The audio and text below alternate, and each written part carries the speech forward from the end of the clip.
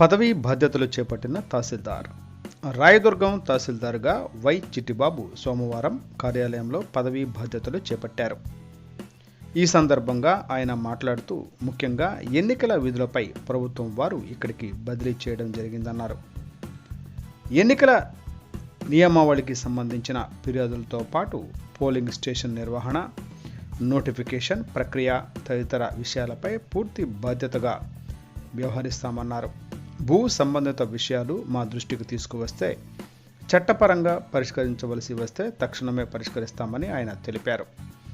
చిత్తూరు జిల్లా పలమనేరు మండలం వెంకటగిరి కోట మండలం నుండి బదిలీపై ఇక్కడికి వచ్చాను అని అన్నారు.